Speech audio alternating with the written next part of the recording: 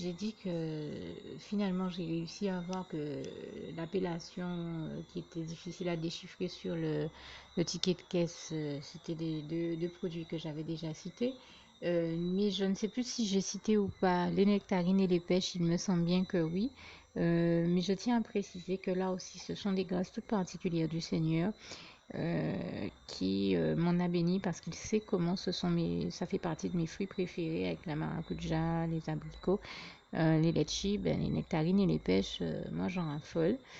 Et, euh, et Dieu m'a vraiment béni parce que là j'avais demandé nectarine ou pêche et là le Seigneur m'a fait voir qu'il m'a donné nectarine et pêche.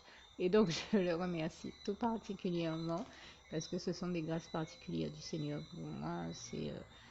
Ce sont des fruits que j'aime particulièrement. Et puis en plus, je tiens aussi à dire que je sais qu'il m'en bénit d'autant plus que ensemble nous testons beaucoup de recettes qui nécessitent des fruits, l'utilisation de fruits.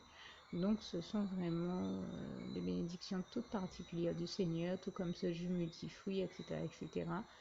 Et je sais aussi qu'il le fait pour améliorer mon capital santé parce que je suis quelqu'un qui a énormément besoin de tout ce qui est vitamines, magnésium et de tout ce que justement peut porter de bien cet apport en vitamines et autres, calcium et consorts que donnent les fruits. Et c'est pour ça que le Seigneur me bénit aussi tout particulièrement par le biais des fruits et de toutes ces bonnes choses que je vous ai citées, telles que ces compotes à la pomme et à l'abricot, là aussi qui servent à réaliser des recettes bien particulières. Et le Seigneur m'en a extrêmement béni. Aujourd'hui, m'a béni de toutes ces choses-là. Je me sens extrêmement bénie et je remercie le Seigneur. Peut-être que d'autres ne sont pas impressionnés par mes bénédictions parce qu'elles ont déjà vu Dieu, tout comme je pense à un frère en Christ qui me disait, mais j'ai déjà vu Dieu me bénir en me donnant une voiture extraordinaire, la voiture de mes rêves, ou une maison, ou des choses extraordinaires. Moi, oui, je peux témoigner que j'ai déjà vu Dieu donner euh, des terrains gratuitement à certaines personnes, des maisons, des choses extraordinaires. C'est arrivé dans ma famille.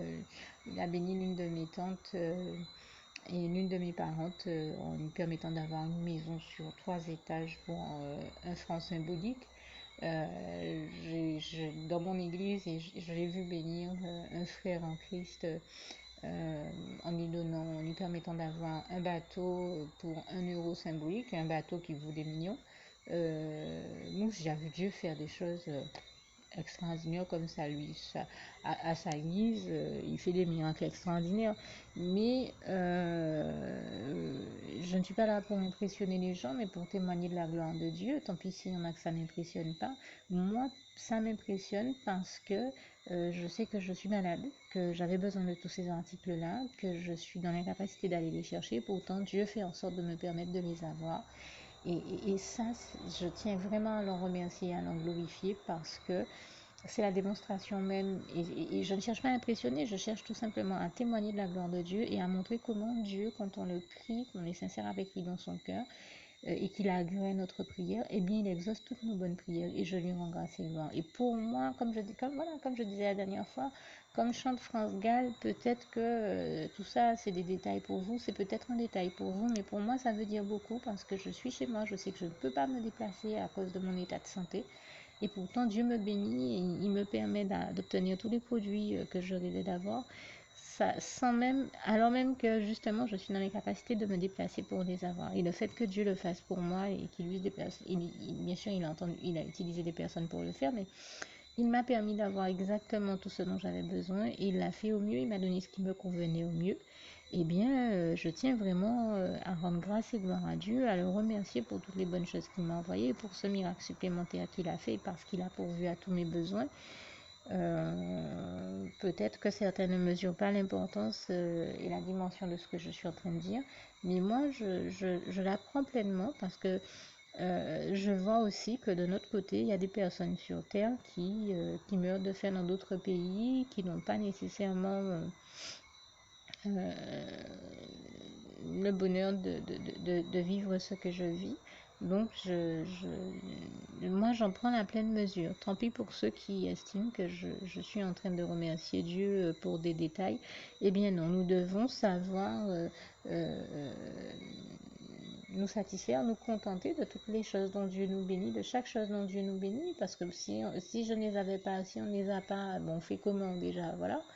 Et là encore, que ceux qui sont dans le besoin ou qui sont démunis comprennent que je ne me moque certainement pas d'eux, puisque pendant 4 ans, j'ai été moi-même dans une situation où je n'avais pas un sentiment poche. Et c'est Dieu justement qui m'a sauvé la vie, qui m'a permis de survivre à cette phase délicate de ma vie et que j'ai toujours vu pendant ces 4 ans-là exaucer toutes mes bonnes prières. Je n'avais pas un sentiment poche, mais j'avais mon Dieu.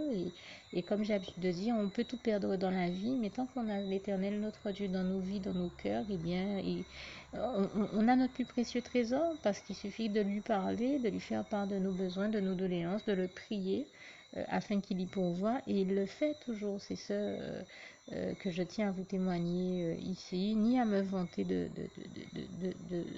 possession matérielle, ni à impressionner qui que ce soit, mais tout simplement à témoigner de la gloire de Dieu et de montrer comment Dieu, dans son immense bonté et sa bonté et sa fidélité éternelle, comme il est écrit dans le psaume 100, verset 5, ou encore dans le psaume 34, vers le verset 9 à 10 qui dit « Sentez et voyez, goûtez combien l'Éternel est bon, et bien je lui rends grâce et gloire, parce que c'est bien ce dont je fais l'expérience et dont je témoigne ici. » Et c'est vrai que je me satisfais vraiment de chaque chose que le Seigneur dont le Seigneur me bénit. Les petites, je continue à avoir sa gloire dans chaque chose dont Dieu me bénit, les petites comme les grandes choses, et à en être touché, parce que Dieu ne m'est pas obligé. Hein. Dieu est tout puissant, et qu'est-ce que l'homme pour que Dieu s'en souvienne, comme il est écrit dans le psaume 8, verset 5.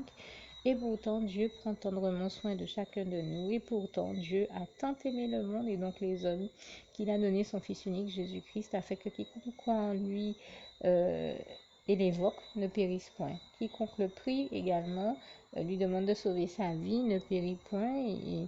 Et ça m'amène d'ailleurs à terminer en vous disant que ben, c'est justement l'occasion pour moi de vous rappeler de ne pas hésiter à prier Dieu et à lui adresser la prière qui va suivre, que je vais rajouter ici, qui sert justement à demander au Seigneur Jésus de nous sauver la vie. Et puis n'hésitez pas, chaque fois que vous en ressentez le besoin, à demander au Seigneur de sauver votre vie. Je connais quelqu'un qui me disait avoir traversé un danger très grave, et avoir tout simplement dit Jésus, Jésus, sauve-moi la vie. Et la personne qui était venue pour la tuer à ce moment-là, euh, elle me dit, moi, cette personne-là était déjà en train d'avancer vers moi pour me tuer. Et j'ai appelé le Seigneur Jésus, je lui ai dit de sauver ma vie. J'ai vu cette personne sous mes yeux, subitement. On avait l'impression que la personne elle-même ne savait même pas pourquoi.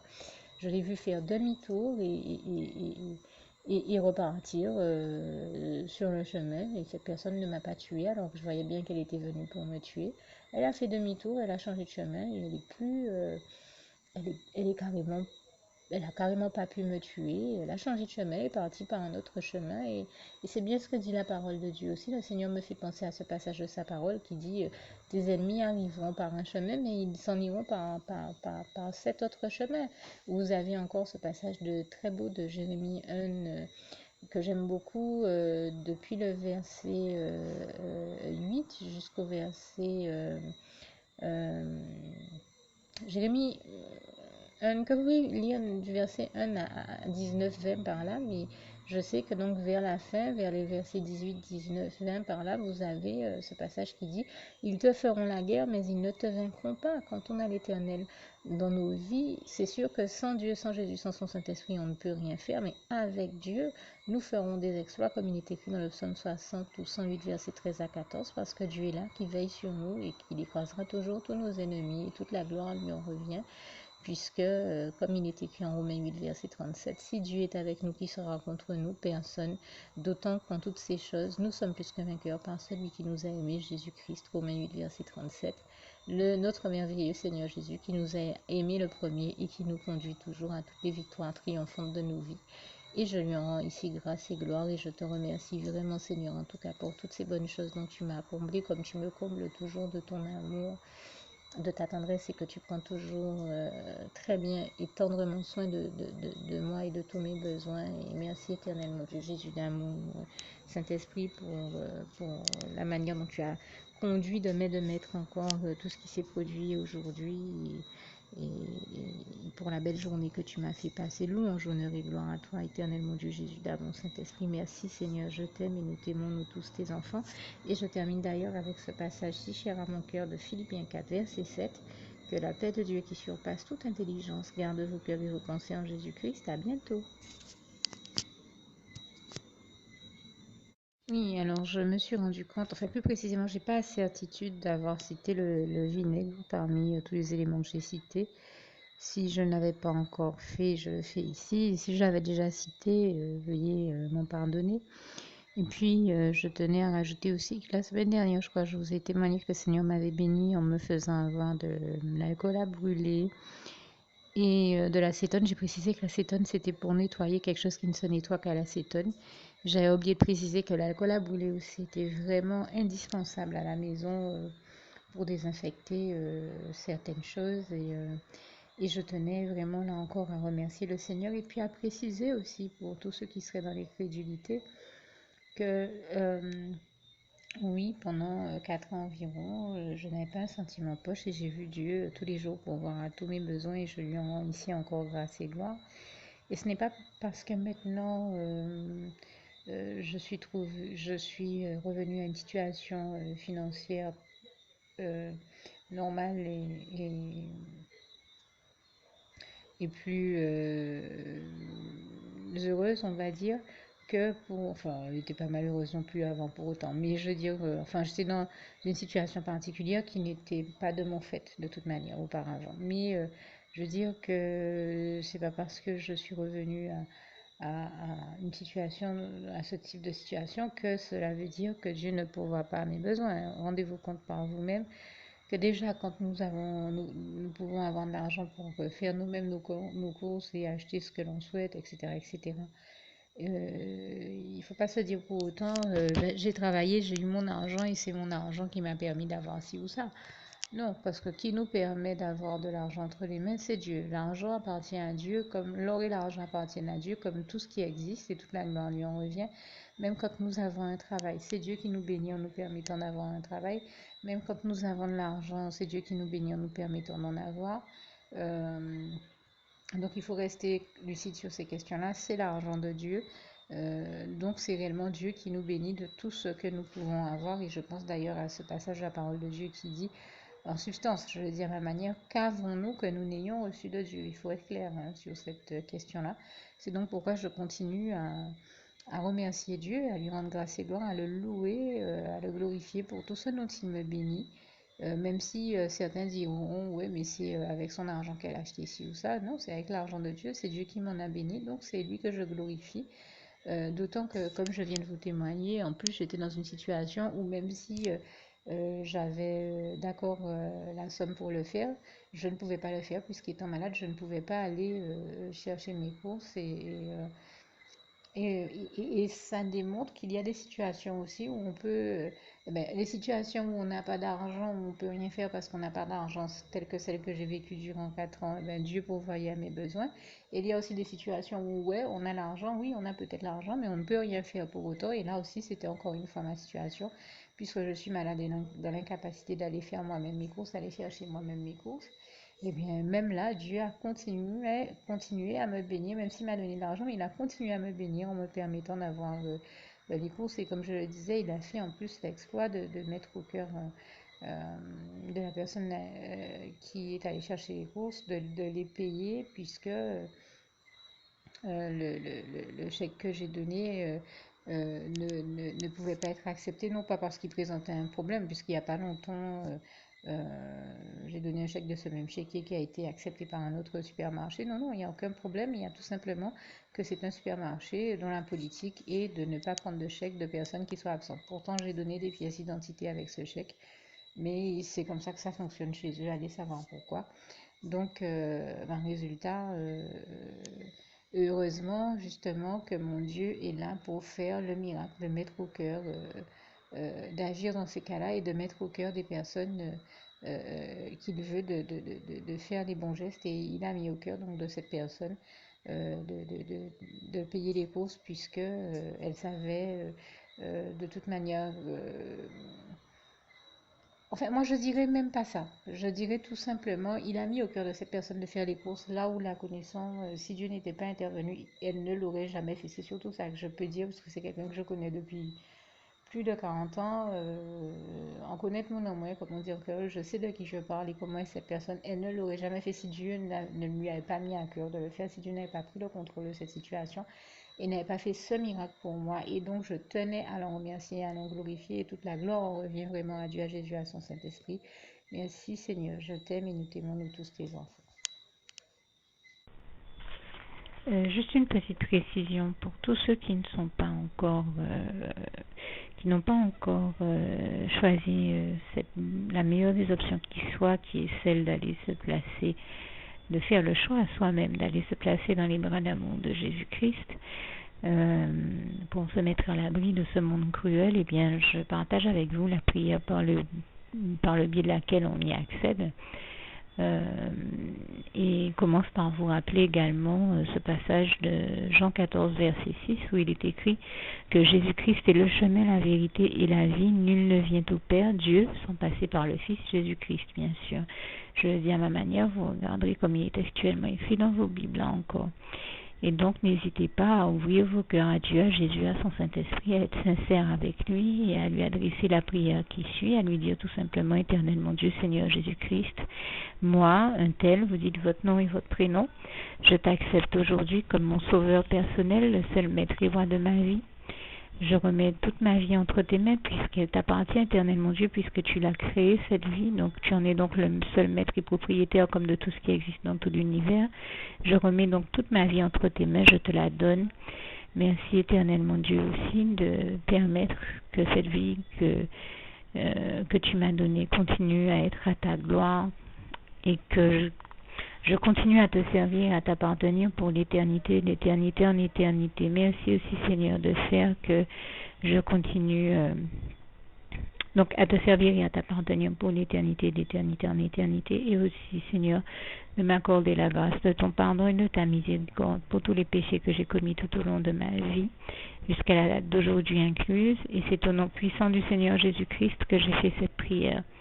Et à vous tous qui avez fait cette prière, je vous dis que Dieu vous bénisse abondamment, puissamment, richement. Et surtout, n'hésitez pas à la partager avec tous vos proches et contacts, amis, membres de vos familles, collègues, bien-aimés, tous ceux que vous aimez, et surtout tous ceux à qui Dieu vous mettra à cœur, avec qui Dieu vous mettra à cœur de la partager. Et comme j'aime à le dire, si vous n'avez pas encore pris le temps de faire cette prière, comprenez bien que voilà, ça ne vous coûte rien de la faire, c'est gratuit, c'est indolore, et que voilà, vous n'êtes pas obligé de me croire, mais moi il m'est arrivé tout comme vous de devoir faire cette prière un jour dans ma vie, et quand on m'a proposé de la faire, je me suis dit, et si c'était vrai, et si c'était vraiment Dieu qui, par ce biais-là, m'appelait à lui et me demandait de lui donner ma vie, de l'accepter, c'était Jésus qui était en train de vraiment me tendre la main et qui était en train de me demander de l'accepter comme mon sauveur personnel, je ne pourrais pas passer à côté de l'occasion de lui dire oui, parce qu'il faut aussi que je reste ouvert ou ouverte à ce que Dieu peut avoir à me dire. Il faut que je garde mon cœur et mon intellect ouvert à ce que Dieu peut avoir à me dire. Donc je me suis dit, je ne peux pas courir le risque de passer à côté de mon éternité, de passer à côté des meilleures choses de la vie, surtout si le maître et créateur de la vie m'appelle et cherche à me sauver. Pour être sauvé, il faut bien que je lui dise oui, que je souhaite qu'il me sauve. Oui, Seigneur Jésus-Christ, je t'accepte comme mon sauveur personnel. Et c'est le sens de cette prière. Et comme je dis, elle ne nous coûte rien à faire. Et puis surtout, moi je vous dis, du jour où je l'ai faite, j'ai vu Jésus changer ma vie en mieux sur tous les plans. Et donc je crois que ça ne vous coûtera rien, ça ne vous coûte rien vous non plus de la faire et puis d'expérimenter, de regarder comment les choses vont se dérouler dans votre vie, de regarder Jésus changer votre vie en mieux, à vous aussi. Et voilà, d'en faire l'expérience. Et pour en faire l'expérience, il faut commencer par faire cette prière. Donc si vous ne l'avez pas encore dite, réembobinez tout simplement cette vidéo ou ce document si vous préférez. Réécoutez-le et dites avec moi la prière que vous m'avez entendu mentionner. Et n'oubliez surtout jamais que tout est possible à celui qui croit en Dieu, en Jésus-Christ et en son Saint-Esprit, comme il est écrit en Marc 9, verset 23, et que tout est possible à Dieu, comme il est écrit en Marc 10, verset 27. Que Dieu vous bénisse donc et à bientôt.